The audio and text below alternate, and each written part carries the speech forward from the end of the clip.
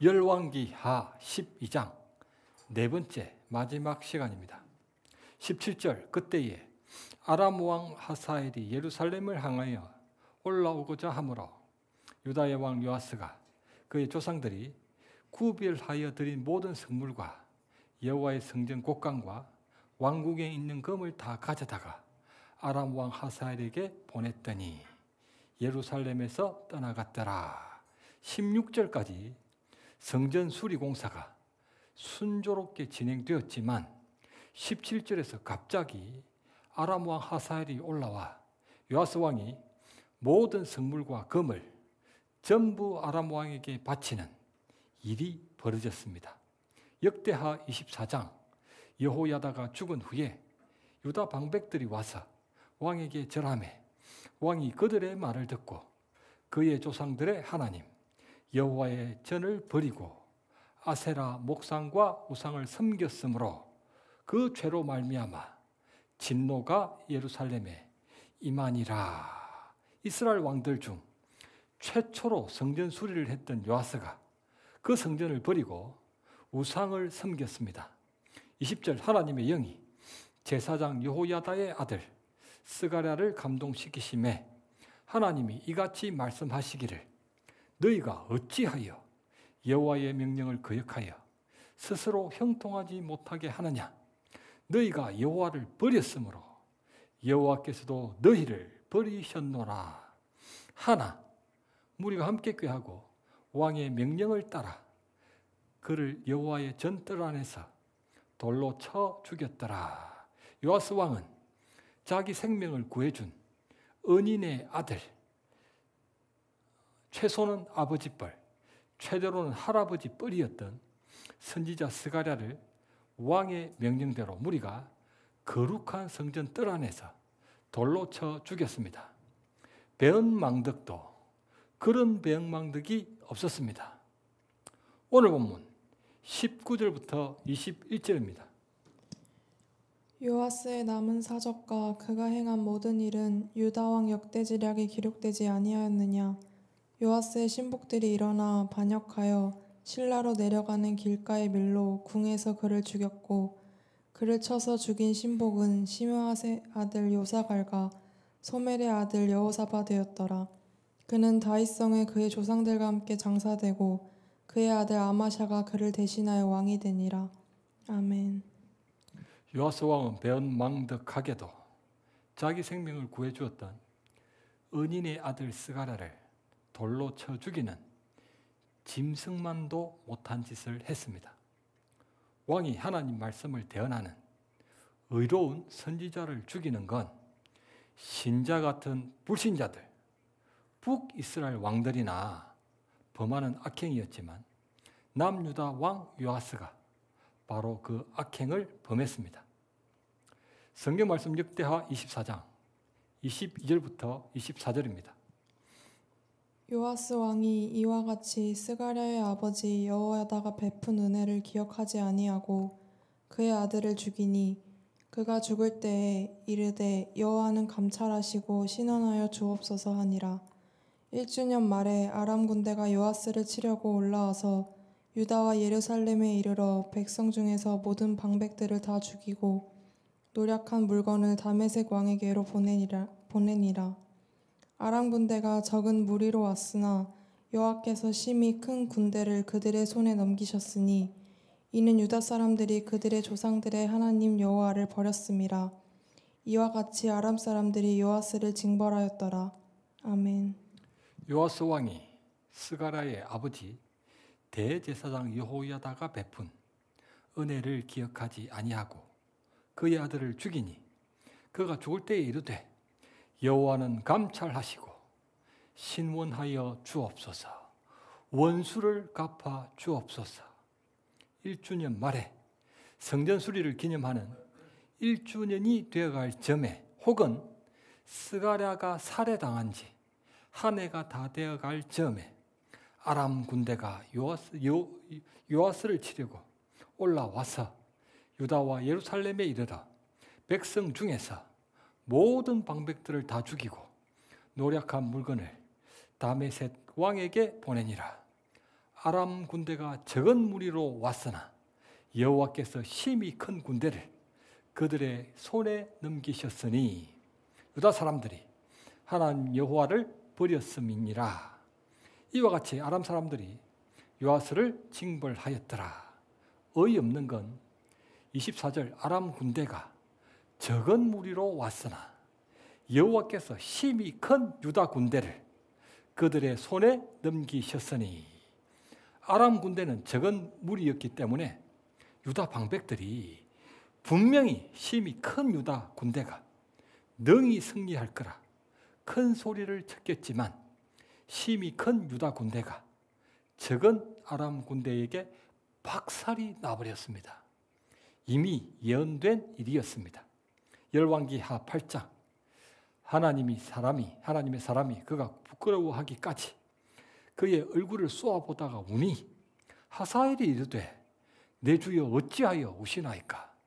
내가 이스라엘 자손에게 행할 모든 악을 내가 알미라.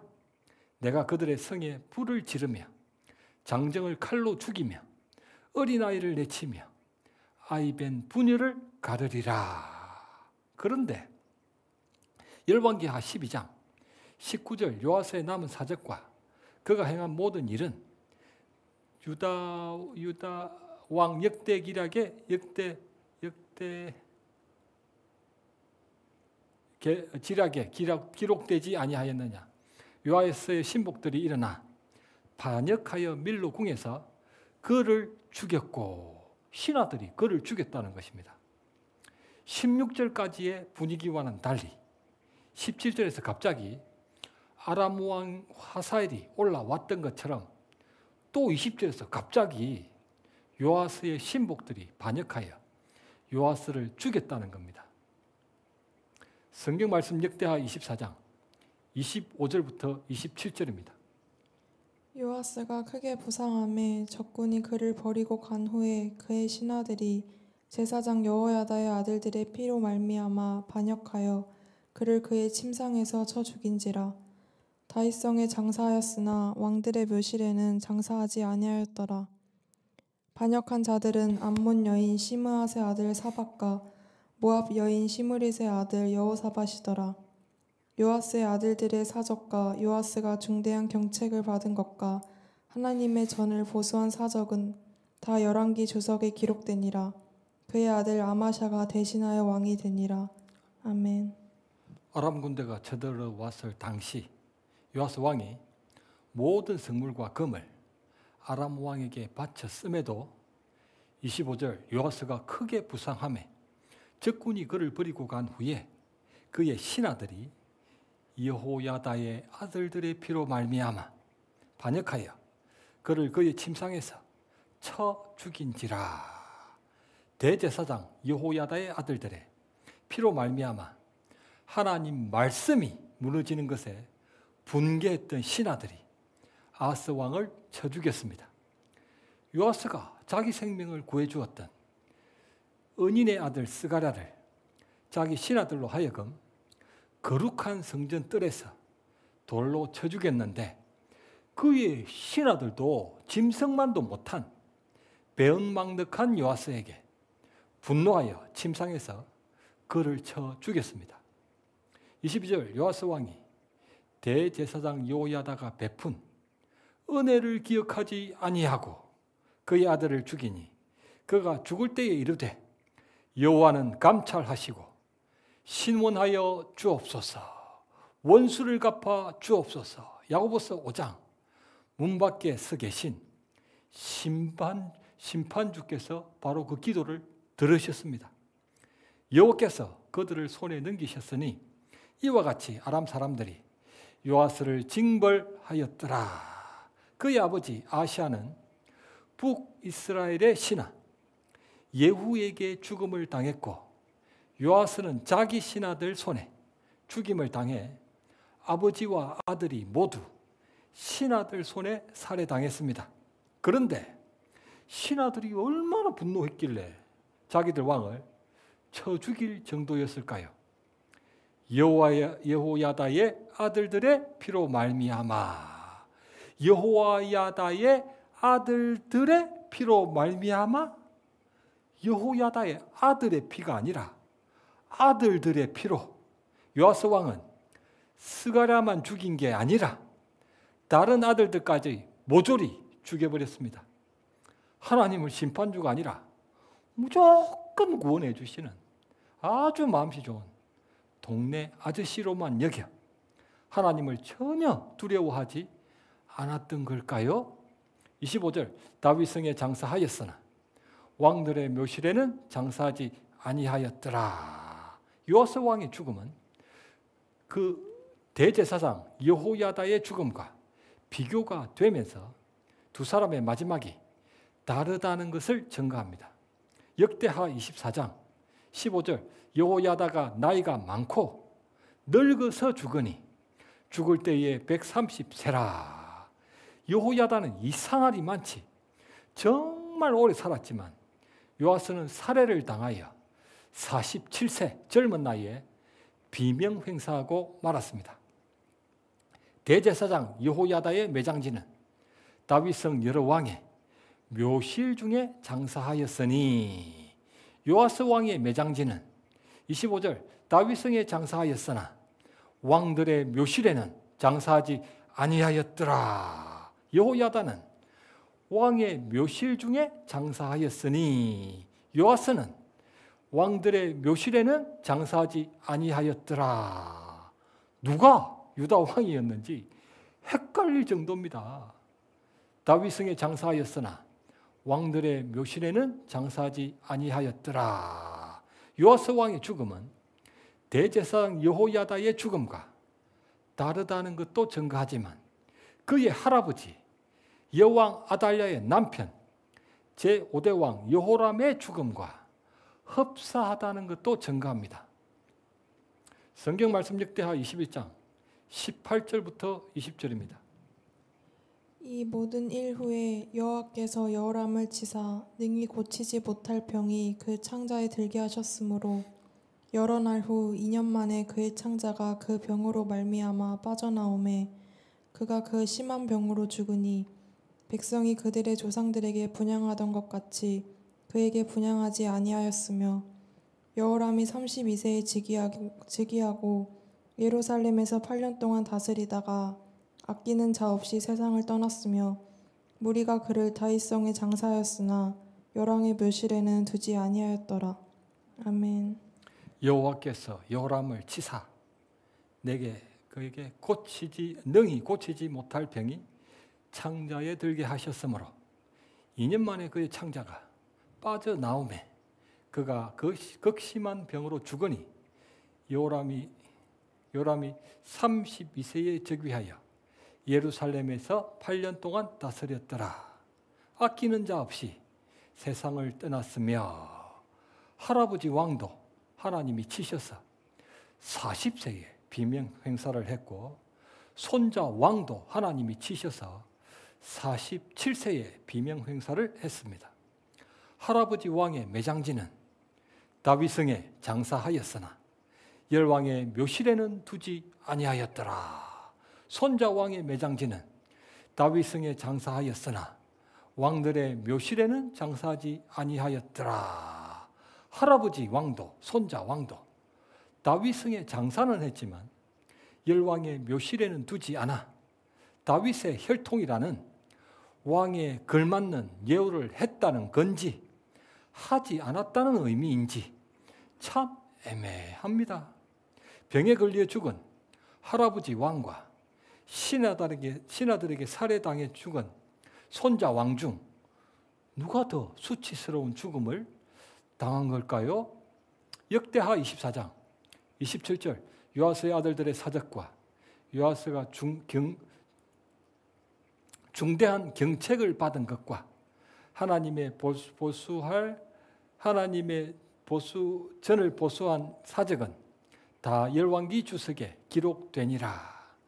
경책을 받았다 했죠. 경책은 정신을 차리도록 엄중히 꾸짖는다는 의미입니다.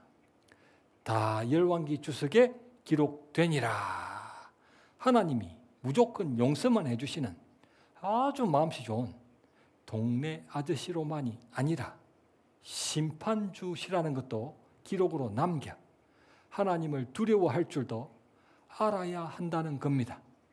27절 그의 아들 아마샤가 대신하여 왕이 되니라. 그의 아들이 왕이 됐다는 거죠. 요아스의 아들이 그 왕위를 계승했다는 말은 요아스를 쳐 죽였던 그의 신하들이 왕좌를 찬탈하기 위해 반역을 일으킨 것도 아니었고 다윗의 등불 영원한 왕조 언약에 대해 대적한 것도 아니었다는 의미입니다. 대제사장 여호야다의 아들들, 의로운 선지자 스가랴를 죽였던 요아스와 방백들의 불의에 대한 하나님의 의로운 분노였던 것입니다. 여호와는 감찰하시고 신원하여 주옵소서. 내가 신원하여 주리라. 대통령 요아스를 탄핵하노라. 남유다 제8대 왕 아스는 헷갈리네요. 아스는 다른 왕들과는 달리 27절 하나님의 전을 보수한 사적은 다 열왕기 주석에 기록되니라. 남유다 왕들 중 역사상 처음으로 하나님의 성전을 수리하는 놀라운 업적을 남겼습니다. 그러나 남유다 왕 중 역사상 처음으로 마치 북이스라엘 왕들처럼 자기 신하들에게 죽음을 당해 여왕 아달랴의 남편 할아버지 여호람 왕같이 비참한 최후를 맞이했습니다. 남유다에는 여왕 아달랴가 있었고 북이스라엘은 백전노장 예후가 있었음에도 하나님이 아스를 지켜주셨지만 그가 눈에 보이는 성전은 수리했었어도 세상에서 제일 더러운 자기 마음은 하나님의 말씀으로 수리하지 않았기 때문에 죽음을 피할 수 없었습니다. 요즘 뉴스는 온통 우리나라 대통령이 또 탄핵을 당하느냐 마느냐라는 안타까운 내용으로 온통 채워져 있습니다. 탄핵이라는 한문은 단알이라는 탄자에 캐물을 핵자로 죄성을 캐묻고 덜추어 꾸짖는다는 의미입니다. 이전에는 탄핵이라는 단어 자체가 쉽사리 꺼낼 수도 없는 금기시 된 듯한 단어였지만 이제 탄핵이라는 단어는 누구나 아무렇게나 쓰는 유행어가 되고 말았고 이제는 계엄이라는 단어까지 자연스레 사용되고 있습니다. 대통령이 탄핵될지도 모르는 이유는 비상계엄령을 내렸기 때문입니다. 비상계엄의 발령 요건은 헌법 제77조에 의해 전시사변 또는 이에 준하는 국가 비상상태가 발생했을 때 군대를 동원하여 군사상 필요에 응하거나 공공의 안녕 질서를 유지할 필요가 있을 경우로 대통령이 선포할 수 있습니다. 전시사변 또는 이에 준하는 국가 비상상태란 첫째, 적과의 교전 상태에 있는 경우와 둘째, 사회 질서가 극도로 교란되어 행정 및 사법 수행 기능이 현저히 곤란한 경우입니다. 그러나 이번 비상계엄령은 비상계엄 발령 요건을 충족시키지 못함에도 불구하고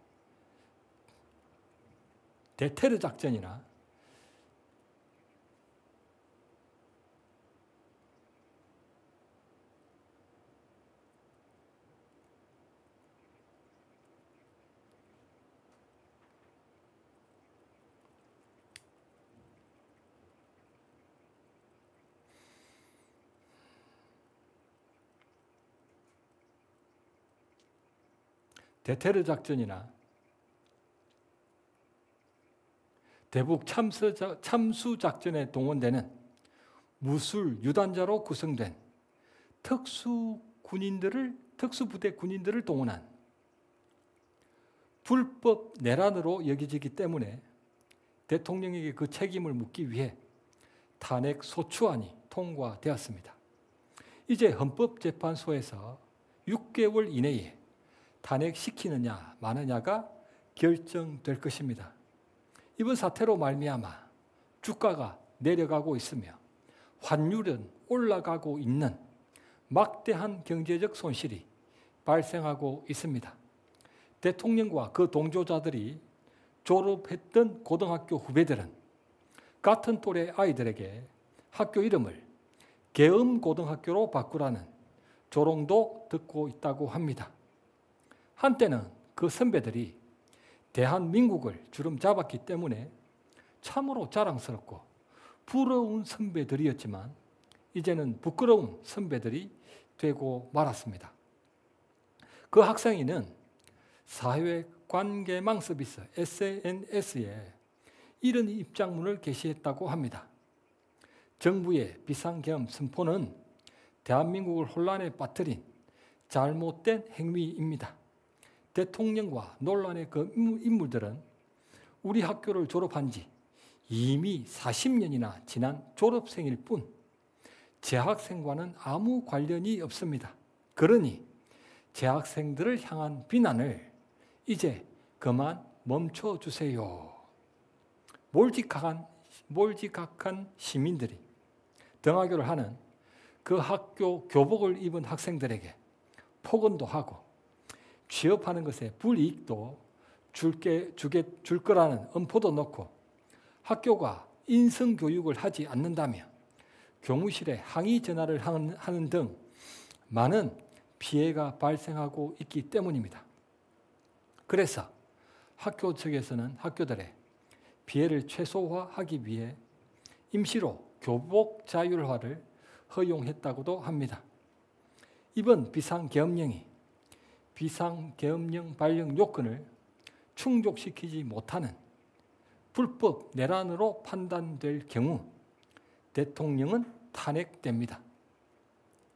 대중매체들에서는 대통령을 내란죄의 수괴로, 우두머리로 그 동조자들은 내란죄의 중요 범죄 종사자로 지칭하고 있습니다.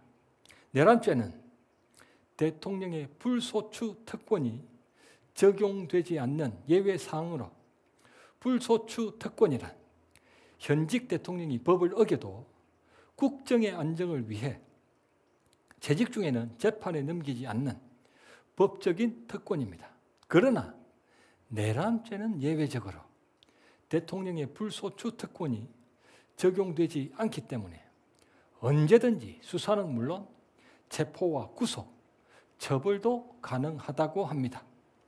대통령이 범한 모든 죄는 불소추 특권으로 인해 재직 중에는 처벌을 받지 않지만 유일하게 내란죄만큼은 예외입니다. 내란죄의 사전적 정의는 정부를 전복시키거나 국헌을 문란하게 할 목적으로 폭동을 일으킴으로써 성립되는 죄입니다.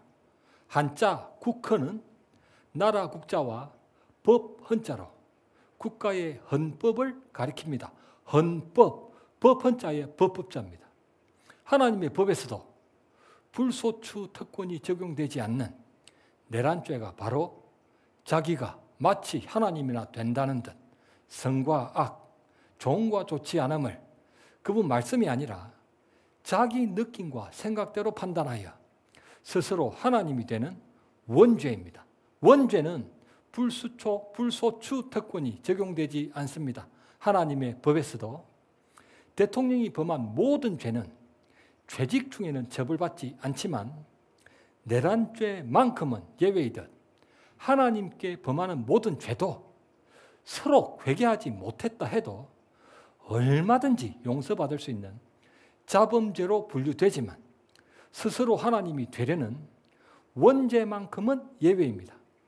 그건 하나님 나라를 모독하고 그분 율법을 문란하게 만드는 악한 행위이기 때문에 내란죄 수괴에 대한 형벌처럼 그 대가는 사형이나 무기징역 받깁니다. 대한민국 헌법 제1조 2항 대한민국의 주권은 국민에게 있고 모든 권력은 국민으로부터 나온다. 대한민국의 주권은 대통령이 아니라 그를 선택해 준 국민에게 있고, 하나님 나라의 주권은 이스라엘 왕이 아니라 그에게 기름을 부으신 하나님께 있습니다.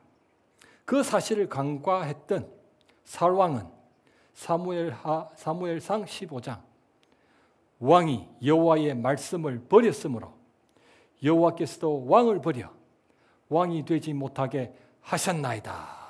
탄핵을 당했고, 요아스 왕도 역대하 24장 너희가 여호와를 버렸으므로 여호와께서도 너희를 버리셨노라.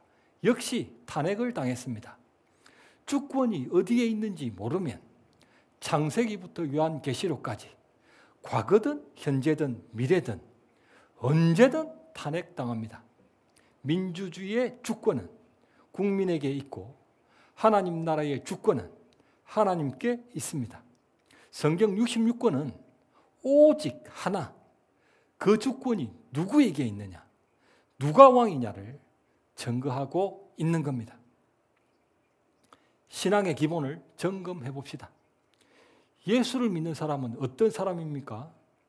일요일에 교회를 다니는 사람? 물론 예수를 믿는 사람은 일요일에 교회를 다닙니다. 그러나 일요일에 교회를 다닌다고 해서 성경적으로 반드시 예수를 믿는 사람이라고는 말할 수는 없습니다. 그렇다면 어떤 사람이 예수를 믿는 사람입니까? 예수님과 바른 관계를 맺은 사람입니다. 우리 주 예수 그리스도께서 하나님과 그 형상 중 근원 되신 하나님이 되시고, 창조주와 피조물 중 만드시는 창조주, 왕과 백성 중 다스리시는 왕, 주인과 종 중 소유주이신 주인, 아버지와 아들 중 책임지시는 아버지, 남편과 아내 중 사랑해주는 남편, 랍비와 제자 중 가르치시는 랍비, 목자와 양 중 인도하시는 목자, 포도나무와 가지 중 뿌리가 되시는 포도나무, 머리와 몸 중 지시하시는 머리가 되는 관계를 맺는 겁니다. 아들이 유치원을 다닐 때면 유치원 측에서 부모를 초청해 재롱잔치를 하곤 합니다. 부모들이 그 잔치에 가서 무엇을 보고 돌아옵니까? 재롱이 제일 많은 아이? 제일 똑똑하거나 예쁜 아이? 아닙니다. 그 수십 명 중 재롱이 제일 많지 않아도, 주인공이 아니어도, 제일 똑똑하거나 예쁘지 않아도 오직 자기 자녀만 뚫어지게 바라보다가 돌아옵니다.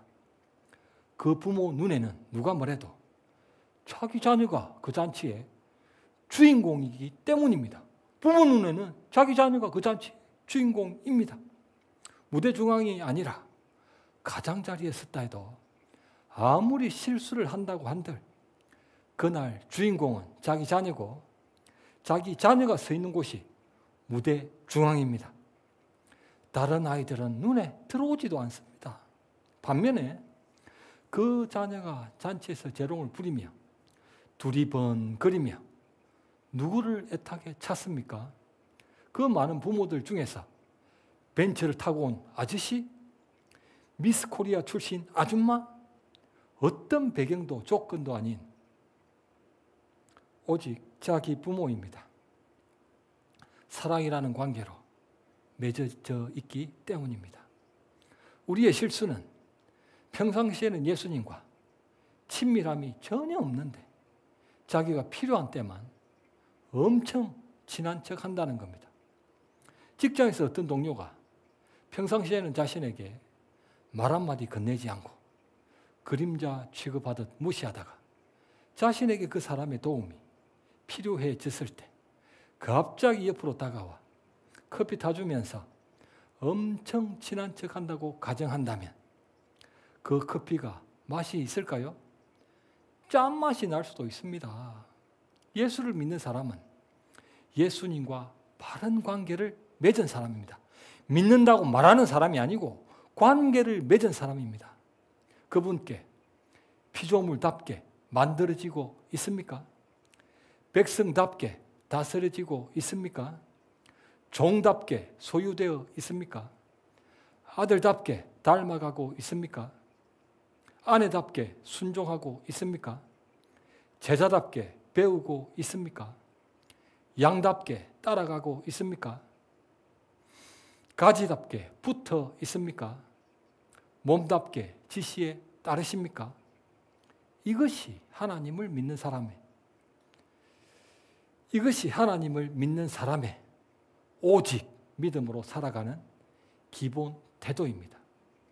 그 기본 태도로 살아가는 사람을 가리켜 예배자라 합니다. 그 기본 태도가 없으면 내가 어려서부터 다 지켰나이다. 무엇을 지킨다는들? 종교 생활에 불과합니다. 그 바른 관계를 전제로 예배 드리고 기도하며 찬송하고 헌금 드리는 게 하나님께 올라가는 것입니다. 그 바른 관계를 전제로 어떤 죄를 짓는다 해도 회개만 하면 됩니다. 회개만. 그분께 절대로 버림받지 않는 영원한 구원을 받게 되는 겁니다. 하나님이 진정한 자기 왕이고 자기 주인이라는 그 관계가 맺어졌다면 무대 중앙이든 가장자리든 어디선 예배하는 것입니다. 왜냐하면 예배자가 드리는 삶은 모든 게 예배이기 때문입니다. 예배를 드리려고 애쓰는 것은, 행위로 애쓰는 것은 마르다가 했던 분주한 행위고, 예배자가 되려고 하는 것이 마리아가 했던 순종입니다. 말씀을 맺겠습니다. 오늘 설교 제목은 요아스가 중대한 경책을 받은 것입니다. 요아스가 중대한 경책을 받은 것은 다 열왕기 주석에 기록되니라. 22절 요아스 왕이 여호야다가 베푼 은혜를 기억하지 아니하고 모든 그분 백성들에게 기억하라고 기록해 주신 경책입니다. 하나님 나라는 우리 믿음대로가 아니라 그분 법대로 다스려집니다. 오직 믿음으로 산다는 건 자신은 예수님이 아니고서는 아무것도 아니라는 걸 깨닫고 신하는 삶을 사는 겁니다. 오직 믿음으로 산다는 건 자신은 예수님이 아니고서는 아무것도 아니라는 걸 깨닫고 신하는 삶을 사는 겁니다. 우리 모두는 하나님 나라의 복음에 합당한 오직 믿음으로 예수님 통치에 온전히 순종하셔서 그분의 백성답게 사시길 우리 주님의 이름으로 간절히 축원합니다.